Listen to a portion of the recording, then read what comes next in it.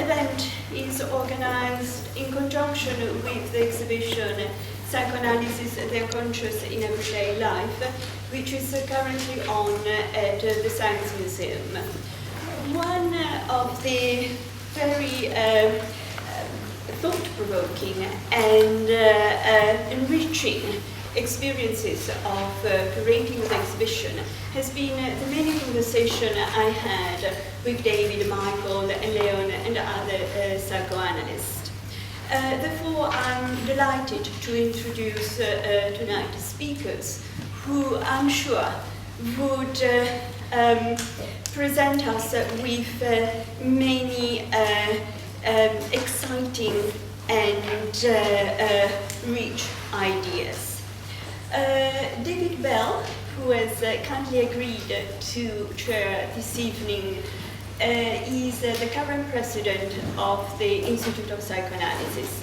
And David will introduce some ideas about the unconscious and culture. Leon Kleimberg, who has written about and published extensively about creativity, will illustrate for us some ideas which relate the unconscious to creative processes, which is the key for most of us.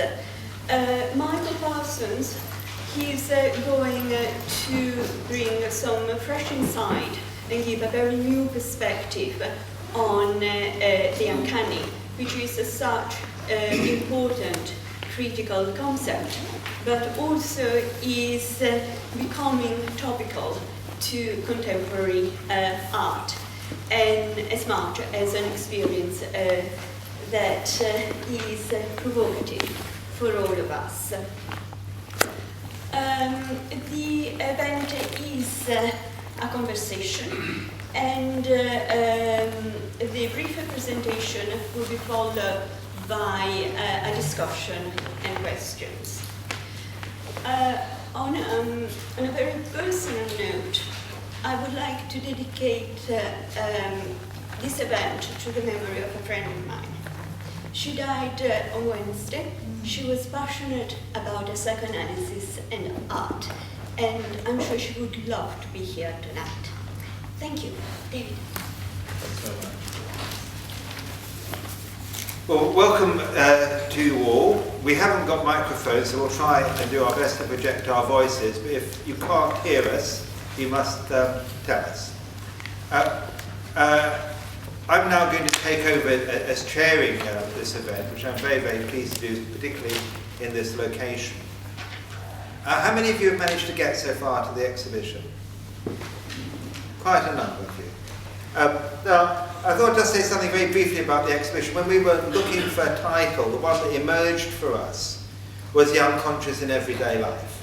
And that was to emphasize something very important about psychoanalysis, which I'll say something about in a moment. But that, it's very easy to slip into thinking of psychoanalysis as a mode of treatment. And in fact, that's always an uphill battle for us elsewhere, to maintain its position as what I would describe as a body of knowledge of mind and culture. And the exhibition seeks to draw people's attention to the way the unconscious permeates everything that we do in our life, in our everyday life, often without seeing it. I mean, why do young people say to each other, "Don't give me any of your shit, man"? Or why do lovers call each other baby? The kind of things that are inscribed in our language, in our culture, in poetry, have these reverberations and resonances in the unconscious. And it's that quotidian aspect of the unconscious as it appears before us that is particularly celebrated in that exhibition. So I hope you'll get to it. Now, just to say a word, a very general point about psychoanalysis and culture in general. Now, there are a number of specific works by Freud that are often thought of sometimes as the works that address culture. There would be works such as The Future of an Illusion, Totem and Taboo, Civilization, Its Discontents, and a number of others. Gradivo would be another one. And to my mind, that's greatly mistaken to think that those were Freud's work on culture. because all of Freud's work is permeated with a cultural Weltanschauung, if you like, a cultural worldview. And if you take work such as his work on obsessional neurosis and religious belief, you can immediately see the way he moves effortlessly between symptoms and cultural phenomena, and judges each with the same kind of benign curiosity and interest. He refuses to have contempt for symptoms. He sees them as cultural, full of cultural meaning, and he refuses to purely celebrate great art and not see its deeper unconscious resonances that are the way that art communicates its meaning.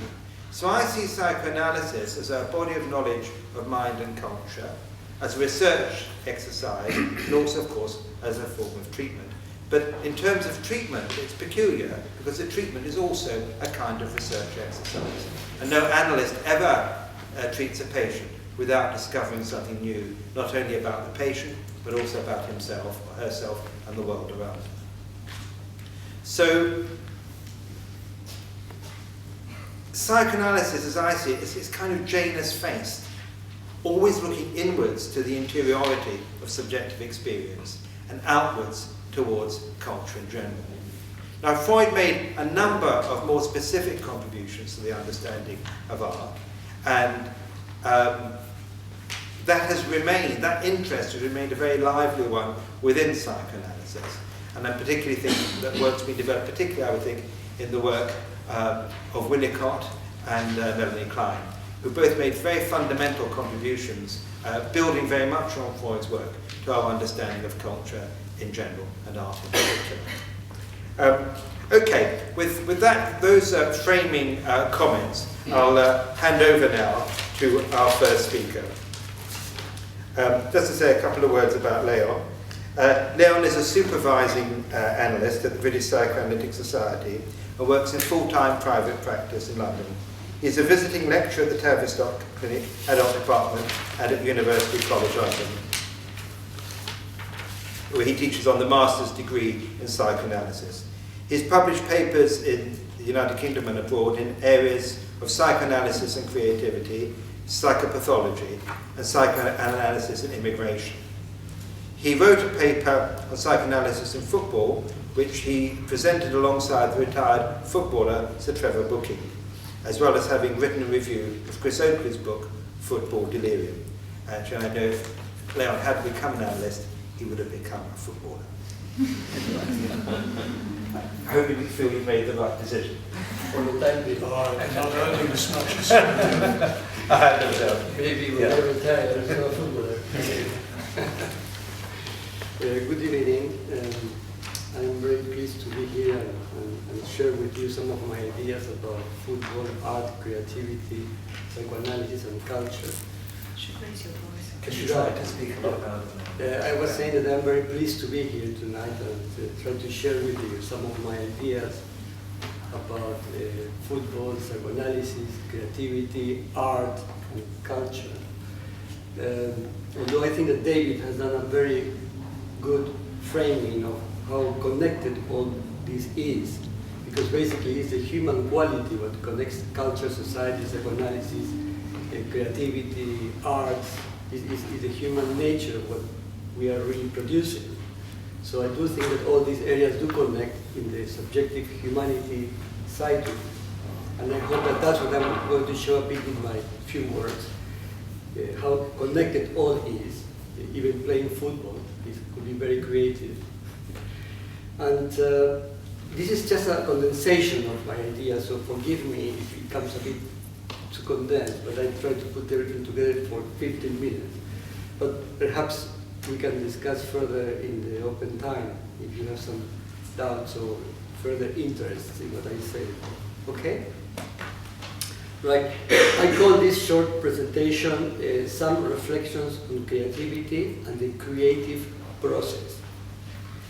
And to start this journey, I have chosen a little verse called The Journey, written by a theologist and a religious scholar called Professor Jonathan Magomed.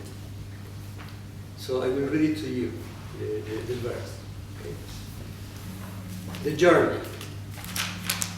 There is a story that is told in every culture, in every religion, in folk tales, in legends, and in our dreams.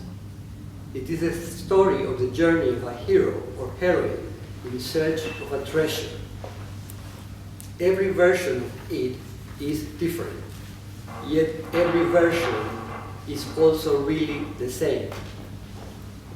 The hero is called out of his usual life by seeing a burning bush, by hearing a voice saying, "Go, for your own sake, go." Ahead lie many adventures, and on the way he meets an enemy who tries to stop him, and a friend who tries to help. At the end, he reaches the entrance to the underworld, or the world of gods, like Jonah entering the fish, Moses climbing to heaven to receive the 10 Commandments. With luck or skill or aid, he crosses the threshold and enters this mysterious land of darkness and beauty, where the treasure is to be found.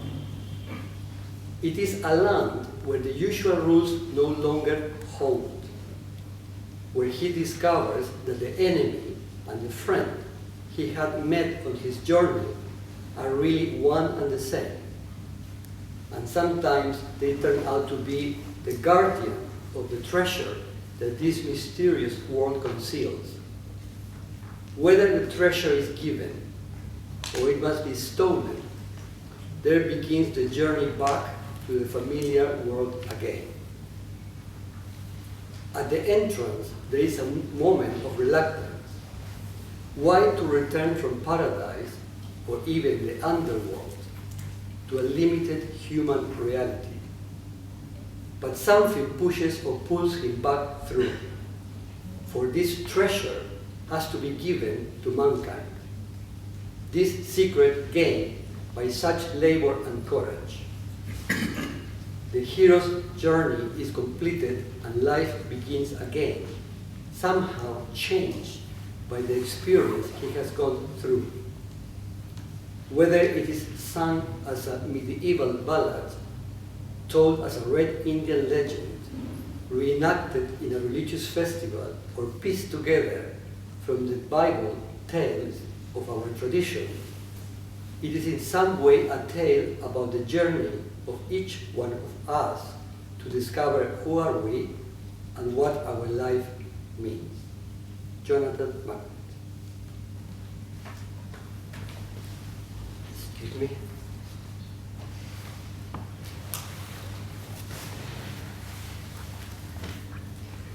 I have chosen this quote because, in my view, it expresses very well what I consider is an important aspect of creativity and the creative process, which is the liberation or release of the unconscious and the unconscious processes for the creative experience to unfold and expand before such a creative experiences or ideas are submitted to the rigorous and disciplined rational work of developing it, sculpting it, painting it, or writing it.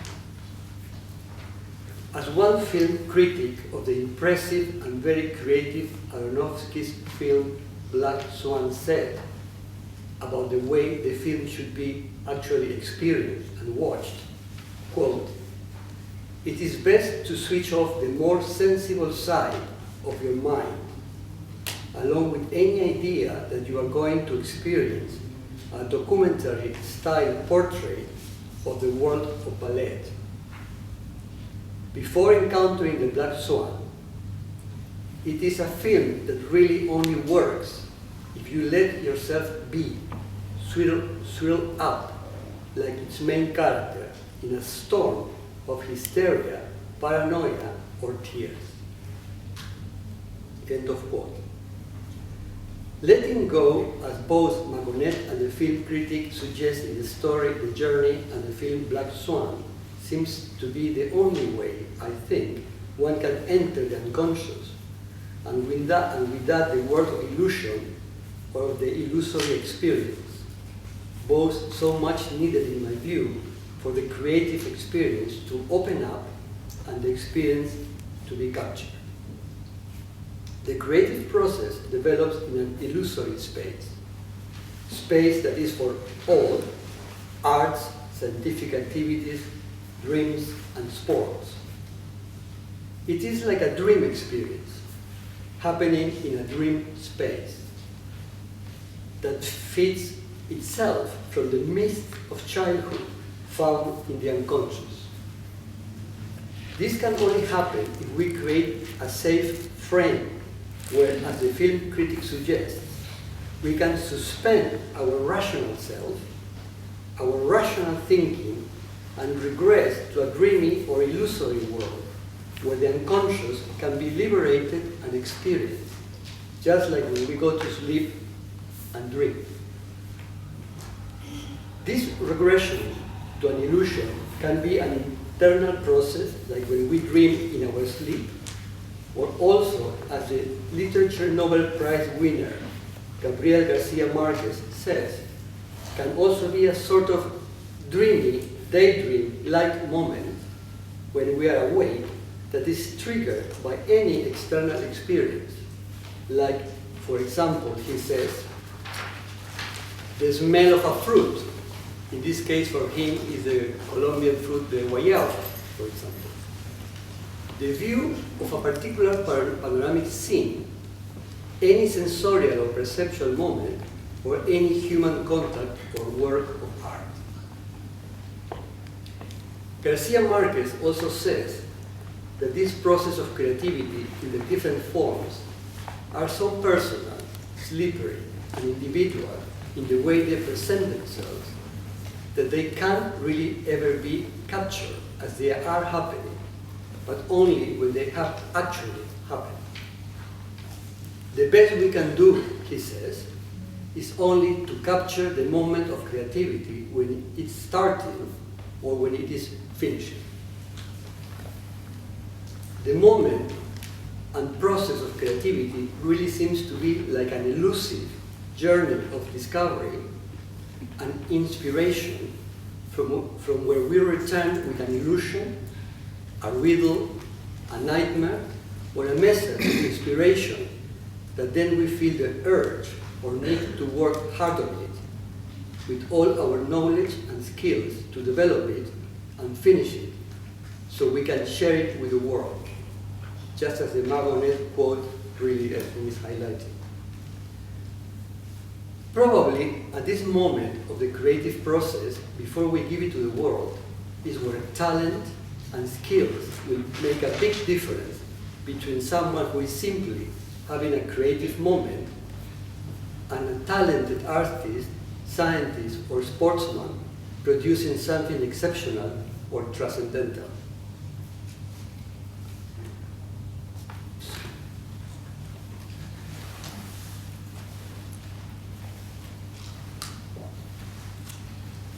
True creativity, in my view, should capture the familiar in the unknown, the everlasting in what has been lost, and the irrational in what is rational. The very essence of what I think a creative and transformational experience is about. I will give you now, for example, because also I am a psychoanalyst, a little moment in a session with an artist, patient of mine, which I also think was very beautiful and reflects a bit of what I'm trying to share with you, also in a therapeutic situation. And also the parallels that there are between creative processes in art, sports, or in therapeutic cure. A patient of mine, an artist, actually a painter, recently in a session was discovering how the control and restraint his father inflicted on him as a child limited his capacities to express himself and therefore to be creative in his painting. He was talking with a college friend, a colleague, about similar struggles and blocks that the colleague had in the process of creating and painting. Creative process, he says, is something that he realized has to happen in a way that is spontaneous, that is free. That the problem he realized his colleague was having when they were talking was that the colleague was actually trying too hard to be creative. And that he felt that that was the block that the colleague was having, which was the patient's block. He said that it was because analysis was helping him to work on this trying hard that he felt that letting things be, or letting it be, or letting the brush take over and guide him was really what he felt freedom for creativity was becoming for this person. He realized that this was a discovery that he had as a result of the work done in the analysis, in the therapeutic endeavor, when he was able to understand the role of his father in that inhibition, but also when he felt that his analysis, observations about his incapacity to surrender to the analytic process and journey was actually one of the obstacles the patient had for liberating himself. Surrendering to the process of analysis, he said, helped him to free himself. And freeing himself allowed him to be more creative. Freeing himself through surrendering, he felt, liberated his unconscious. Perhaps this brief example also shows not only the emotional experience of surrendering in the process of creativity, but also the presence necessary of an other that I call the other as a facilitating and containing element in the creative process. Just like the materials, objects, or people are when we embark on a creative journey and we need something or someone to rely upon or be contained by when we are surrendering. It's not just a free surrender to nothingness. It's a surrendering to something.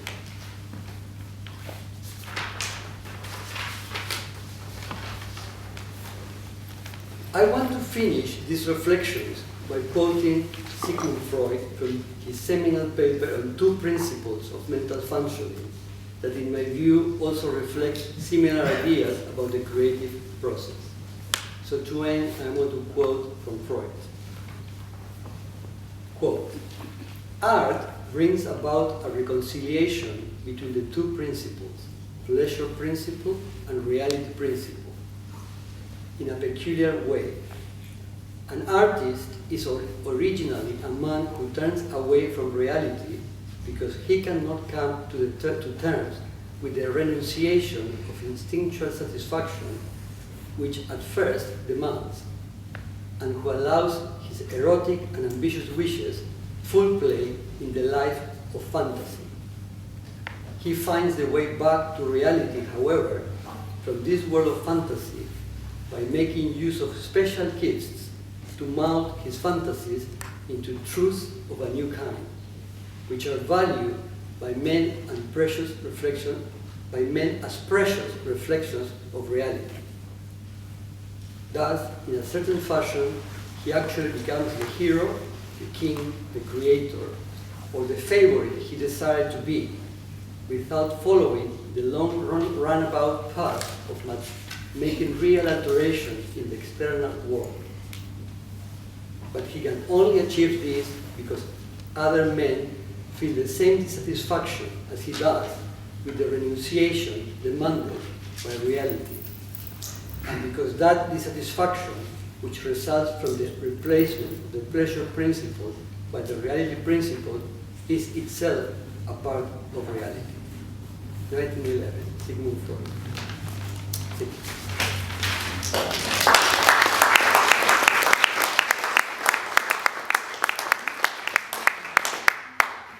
Thanks very much, Leon.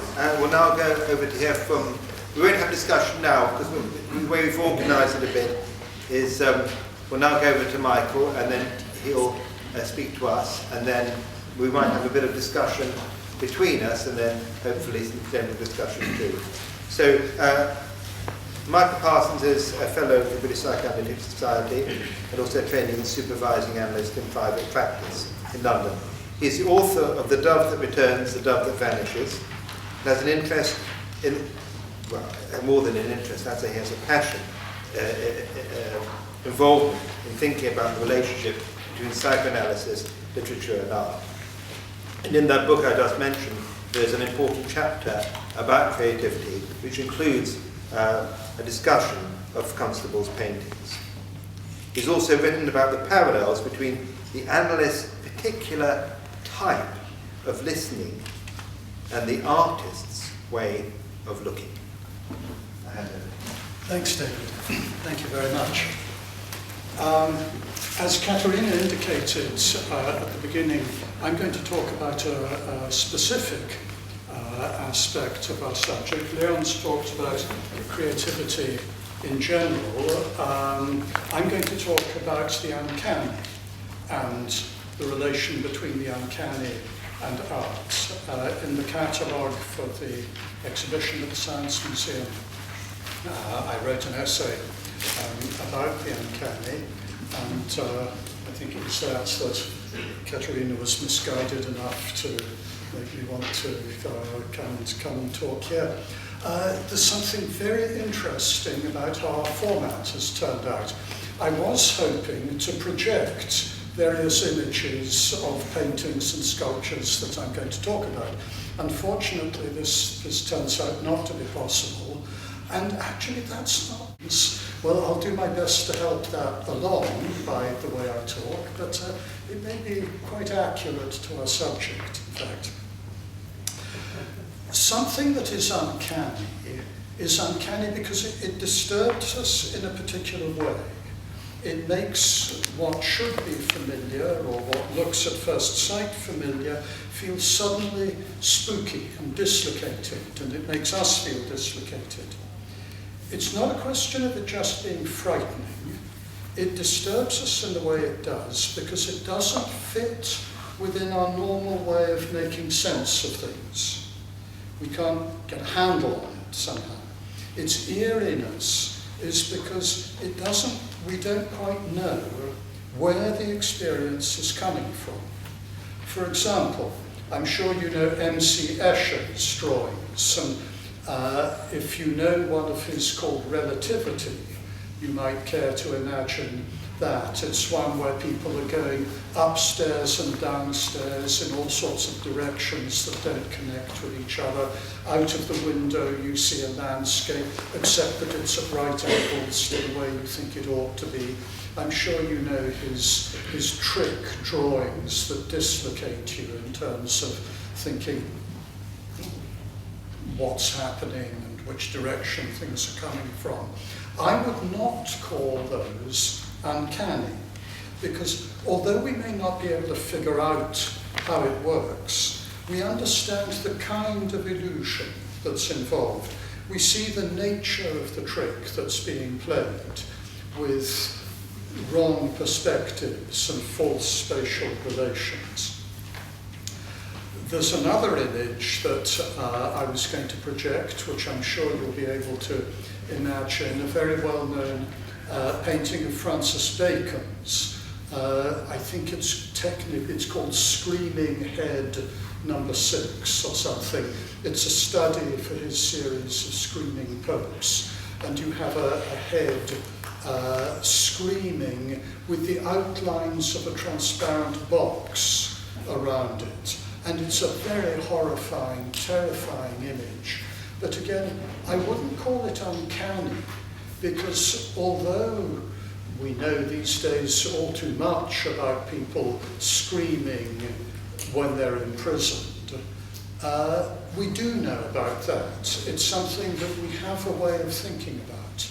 And so it terrifies us, but it still fits within a way of seeing the world that we know about. And so in that sense I wouldn't call it uncanny. There's a work in the Psychoanalysis exhibition by Amélie von Harrach, who's here, and her collaborator Damien Lesueur, called Unknown, with a hyphen in the middle. Now that, I think, is an example of something I would call uncanny. It consists of what looks like a mirror on the wall with a couple of CCTV cameras overhead. That's it. That is the artwork. When you stand in front of it, it may, or it may not, it doesn't always, but it may suddenly give off a blinding flash of light. And if you're looking at it, as your eyes recover, there is a moment when you're looking into a mirror and your reflection isn't there. You've disappeared. You know you're there because you can feel yourself, but when you look in the mirror, you see you're not there. Then, out of nowhere, your reflection reforms itself. This only takes a brief instant, but for a small moment, something that we take for granted about the nature of reality isn't true. We're there and not there at the same time. It's not possible to put up an illustration of what makes this artwork uncanny. What is uncanny is not what's on the wall, but what it makes happen in the viewer. Freud, like Leon, I'm a psychoanalyst, like Leon, I'm going to talk about Freud, but actually I'm going to disagree with him. Freud appreciated deliberate use of the uncanny for artistic purposes, and an uncanny work of art was something he admired. But he thought uncanny experience in real life revealed a failure to surmount primitive forms of mental functioning, and considered uncanny experiences that people actually have as a mark of immaturity. These personal experiences, he said, were always reducible to the same simple explanations. Quote, an uncanny experience occurs either when infantile complexes which have been repressed are once more revived by some impression, I guess like a work of art, or when primitive beliefs which have been surmounted seem once more to be confirmed. Anyone who has completely and finally rid himself of animistic beliefs will be insensible to the uncanny. The whole thing is purely an affair of reality testing, a question of the material reality of the phenomena. End of quote.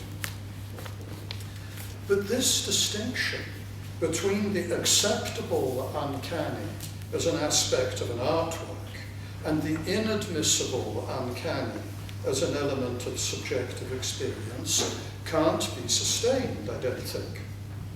Artworks cannot be considered in isolation from the people who look at them. Individuals bring their own perspectives, conscious and unconscious. It's not the object that's uncanny, but the viewer's experience of it. It's a question of whether, in any given work of art, the uncanny is encountered. So, in the end, it's not possible to separate, as Freud wanted to, the uncanny as an aesthetic quality of the art object that we can comfortably admire from the uncanny as a subjective experience in real life. Not so comfortable. Unknown, the work I'm talking about, exemplifies this well, because there's hardly any art object there at all. An expanse of empty wall with a mirror on it. Nothing uncanny about that. The uncanny artwork is what happens in you when you're exposed to it. Interestingly, there is a description by a psychoanalyst writing about his clinical experience a description of an experience in a session that is remarkably parallel.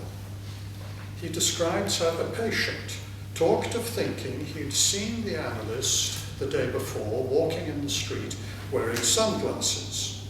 The patient then got rather agitated, thinking about whether he really had seen the analyst or not.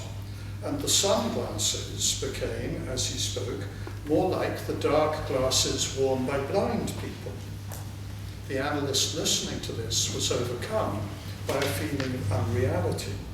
He lost touch with his recollection of the pleasant stroll that in fact he had taken, and had a sensation of being overcome first by blindness and then by a rigidity which felt like that of a corpse. The patient went on about whether he had in fact seen the analyst and said, "I'm looking for you in the image and I cannot find you anymore."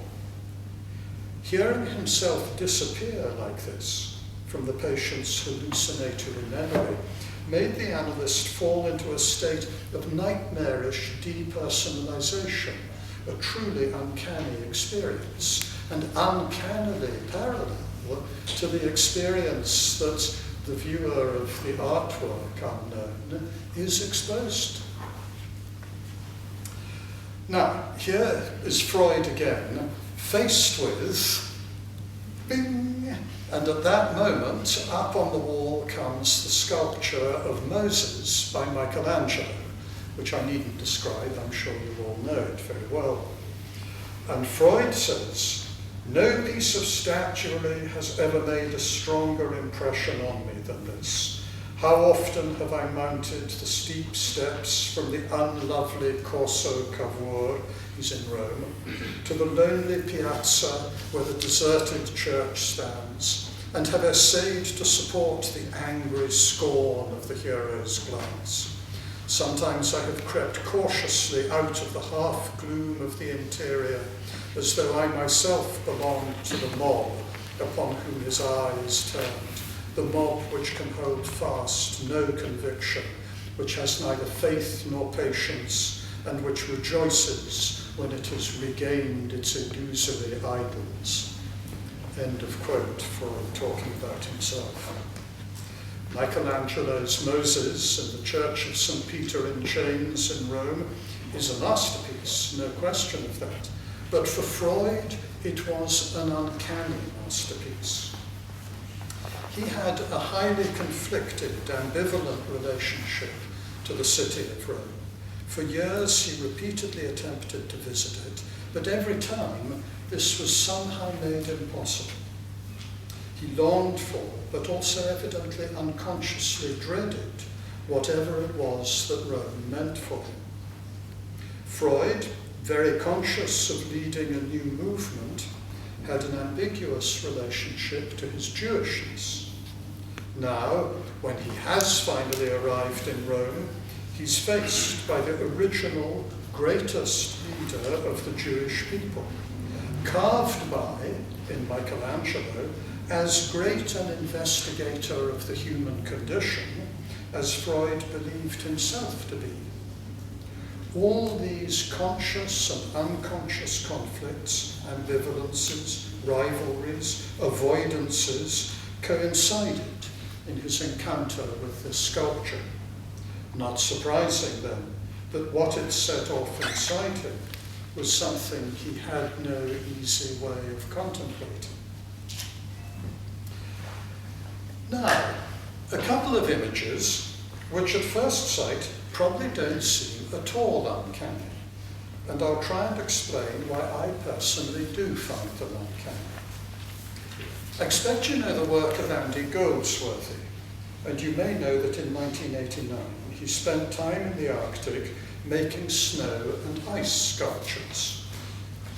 If you happen to know a book of his called Touching North, which is all about that expedition, the very front, outside cover of the book has an image of 4 circles, vertical circles like that, made of blocks of ice.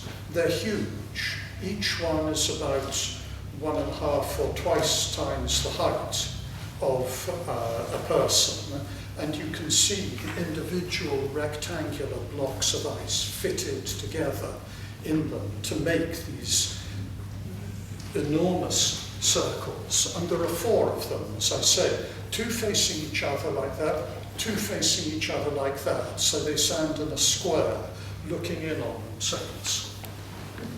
What this is the North Pole. According to Goldsworthy, in the centre of these 4 giant ice rings, at least as close as he could calculate, is the exact site of the top end of the axis around which the world revolves. Now, there's magnetic north, there's true north, the Earth wobbles on its axis, so maybe we have to allow for something a bit conceptual about the precise location of this artwork. But allowing for that, I find there's something existentially extraordinary going on here. Goldsworthy had to learn, like a craftsman, to work with snow and ice. He records in his diary, quoting again, "I found this snow is very strong and good to work with, but it doesn't have a lot of tolerance. I am used to a snow that is frozen. This snow isn't frozen. It's been packed by the wind. I mean, it is frozen, but it isn't frozen in the same way. It is not wet snow frozen. And it'll suddenly just break if you handle it too roughly. The cold has given the snow here a particular quality and energy, and wet is not a part of its nature. I'm enjoying working with this hard, wind-packed snow. It's a very demanding material that requires a very special touch, and it's not a touch that I can learn easily or quickly. And I feel I want to pursue this particular quality of snow within its variations." End of quote. That is the kind of attention that Goldsworthy had to pay to the stuff in his hands in order to shape these irregular blocks and get them to stand up in these circular structures. And he uses this absolute materiality to encircle the centre about which our planetary existence revolves. Goldsworthy needed to learn the quality of different kinds of snow so as to capture what keeps us where we belong in the cosmos. With my ordinary ways of thinking, I don't easily encompass the connection between what I do with my hands and my place in the universe. This work of art does make that bridge, and that makes it feel uncanny to me. Now for something completely different. I'm sure that you're all familiar with Johannes Vermeer's famous painting called The Kitchen Maid. You remember there's the kitchen maid, a stocky young woman, wonderful colours, a yellow top and a blue skirt, standing by a table, pouring out a jug of milk. You have the jug, you have the stream of milk coming down into a bowl. There's a wall behind her with the marks of nails in it, and there's a loaf of bread cut up on the table in front of her. And there's an extraordinary statuesque kind of sculptural quality to her pose. What could be less uncanny than this tranquil domestic scene? But a painter wanting to create the impression of movement will slightly blur the outline, reproducing how the eye perceives an object in motion. With the milk, Vermeer does the opposite.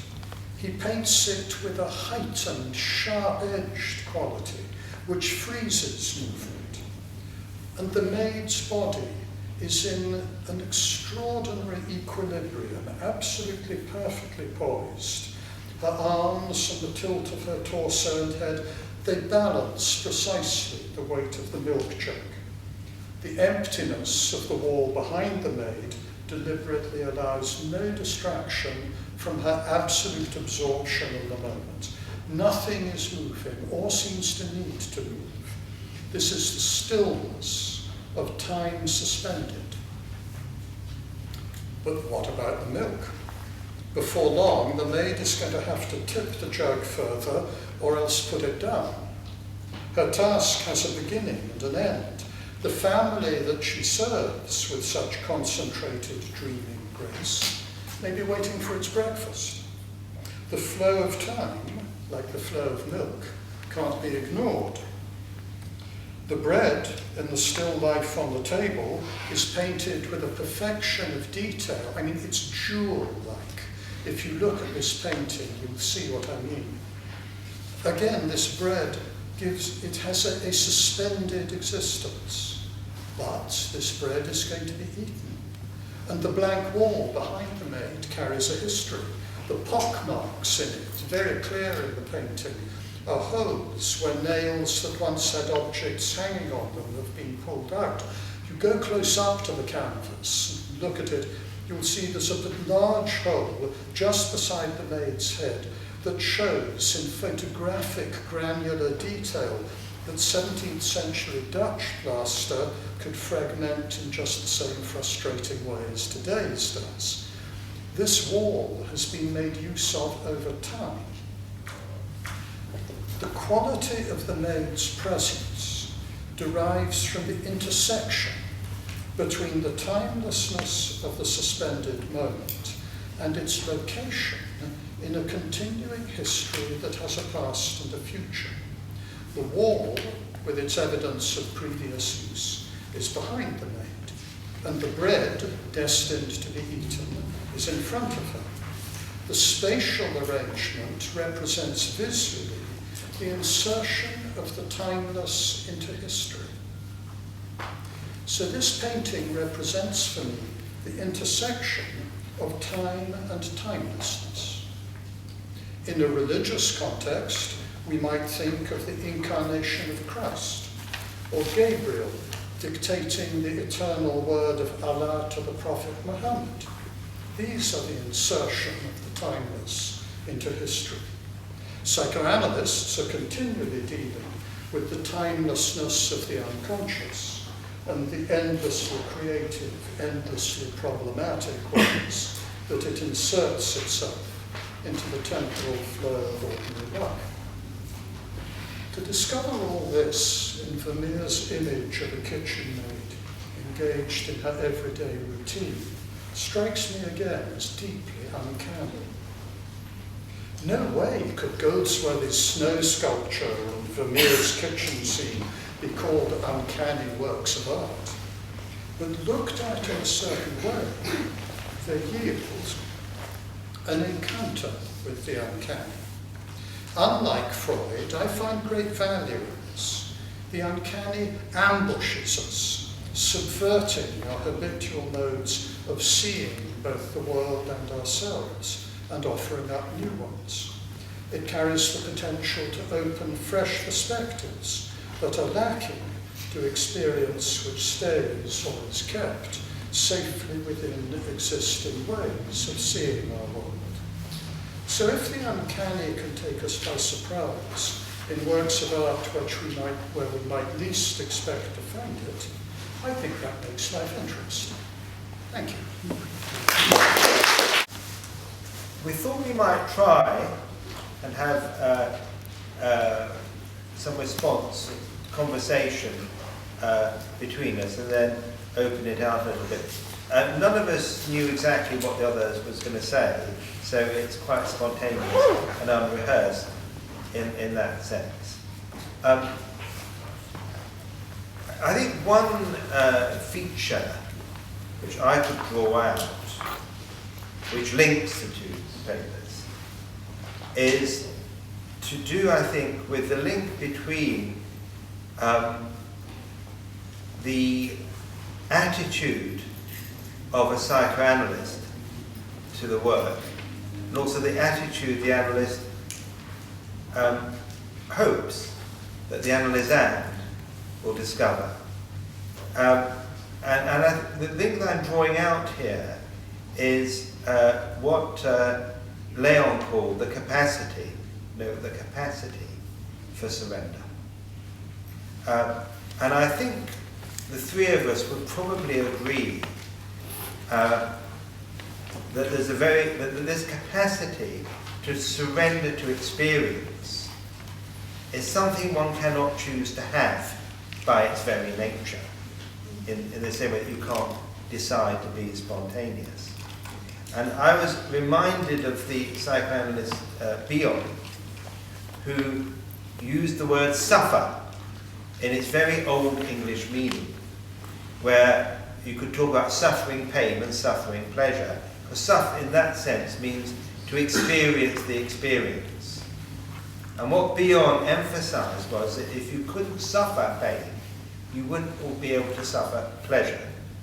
And by this word suffering, it means the capacity to allow oneself to surrender to experience. Now, Leon made this quite dialectical, or paradoxical would be a better word, because he was saying this very capacity to surrender to experience, to surrender, if you like, to the unknown, to see what might come up and allow it to happen, is itself underwritten internally by something that supports one in that very endeavour.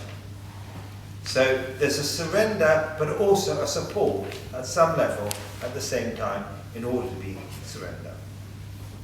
Now, I think Michael, in drawing our attention to some of the features of the uncanny, which of course in German is the unheimlich, the not at home feeling, the strange.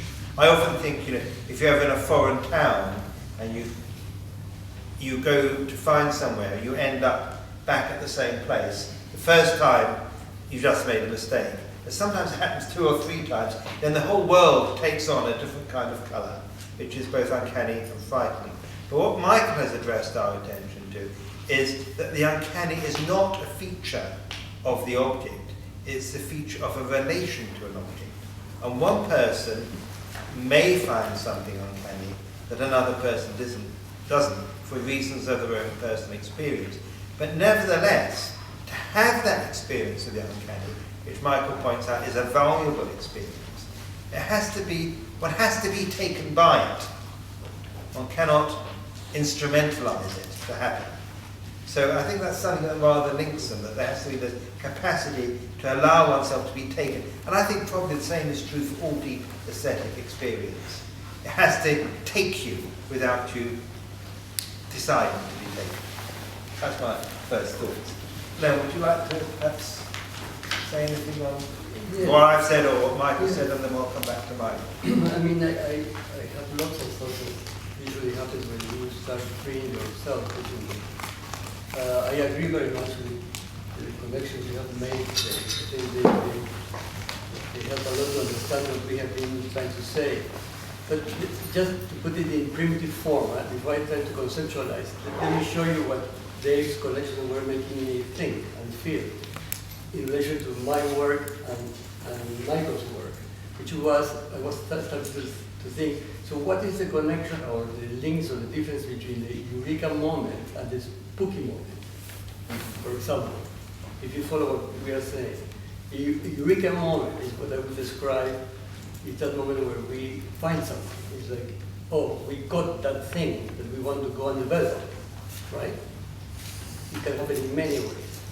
But Michael is saying something that I really support a lot and I like a lot and is very crucial, which is it's a spooky moment that can produce a similar creative moment where we want to go and do something with that. So it doesn't. There are different creative moments between what the spooky can do to us or the eureka can do to us, and I think that they come probably from different parts of the experience of something unknown.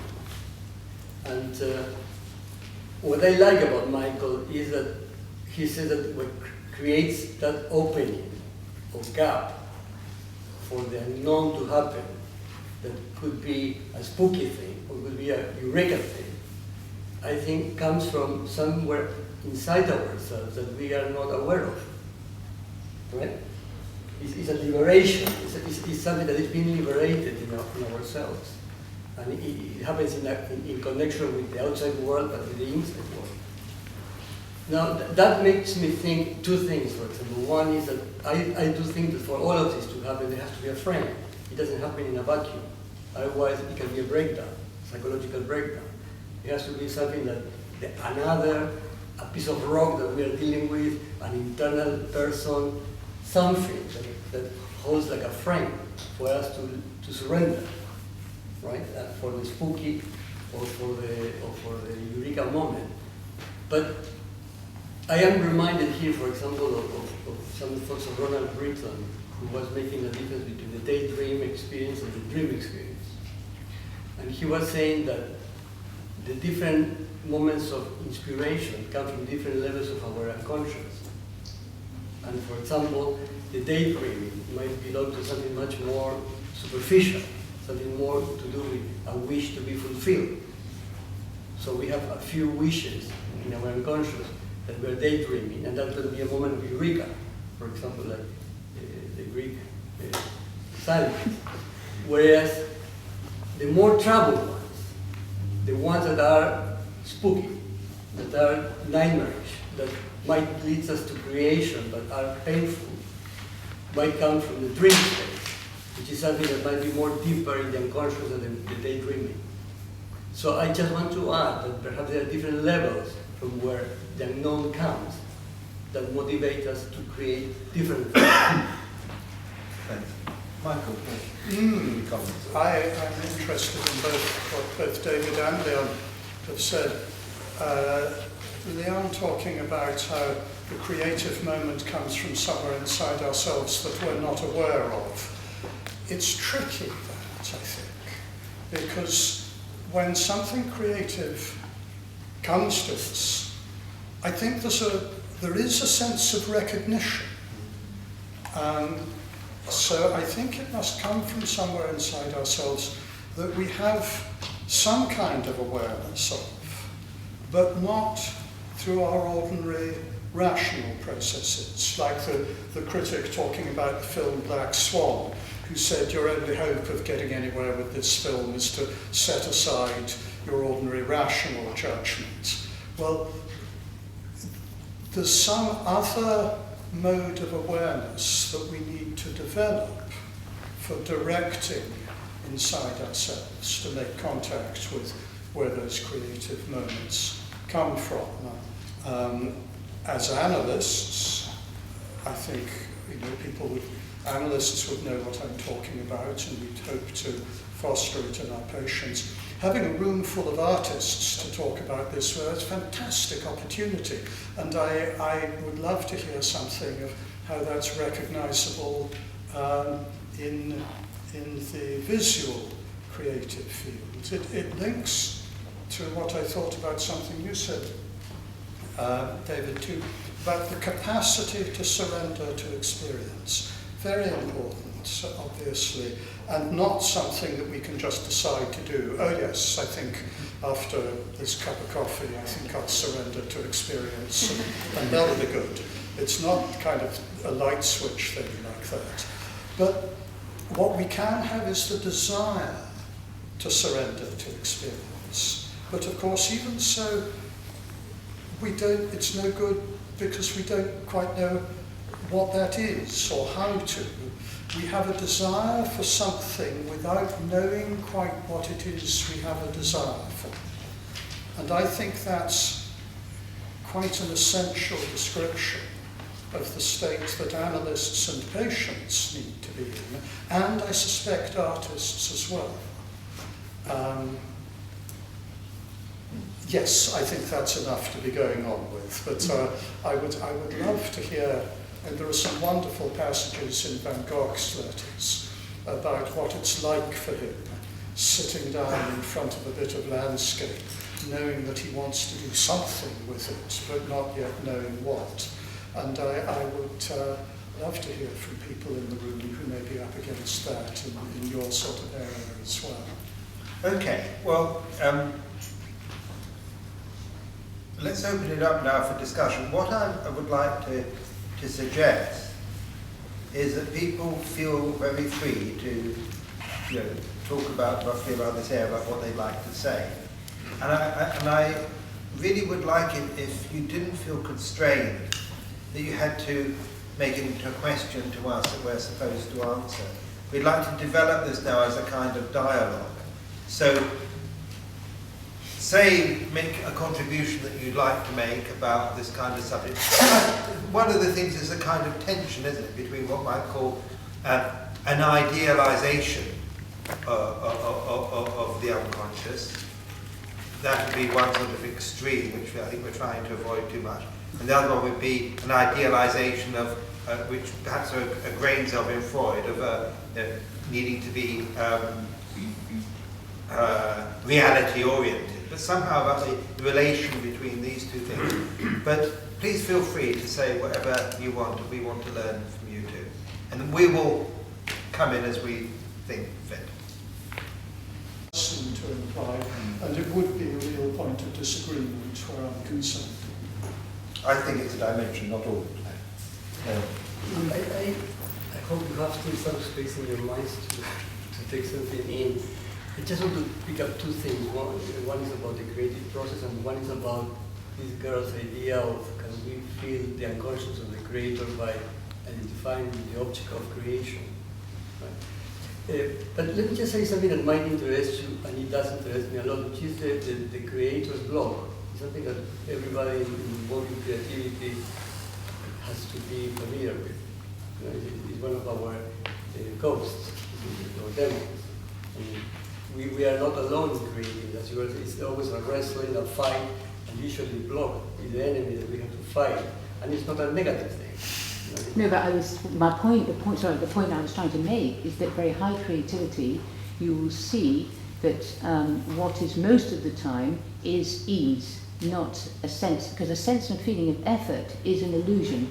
So we know that the root of that is conflict, is violence. So high creativity, I would have to disagree with you. It depends though on your definition of violence. I'm not sure what you mean by that, because we then have to say all activity is tied to violence. On one level, I think it is.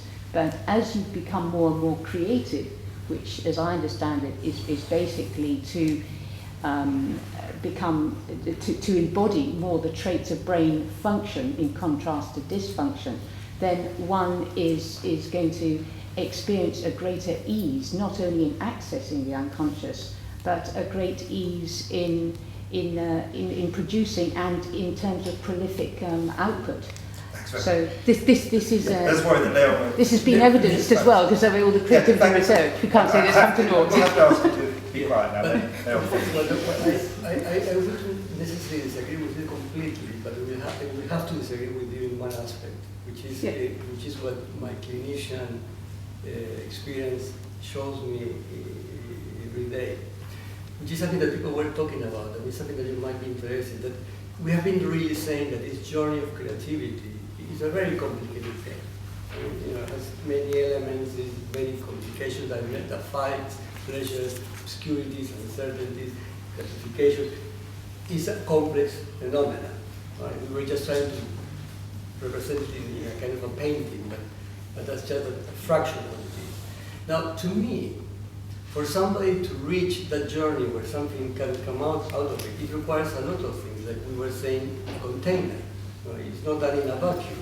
For example, and the container can be a piece of rock that we are sculpting, it could be a friend, it could be a teacher, or it could be an internal person, what we call an internal representation of a friend or a pet, but it's never a solitary per se. There is always somebody else that is holding us. Right? Now, in this process, I think that one important element is the strength of what we call the ego. You know, the ego is a bit of our superior conscious part that knows how to relate to the inside and to the outside. Now, if that part of us is very weak and breaks down in the journey, then I think the whole journey breaks down. And that's doesn't even start. So a creative process journey becomes a psychological breakdown.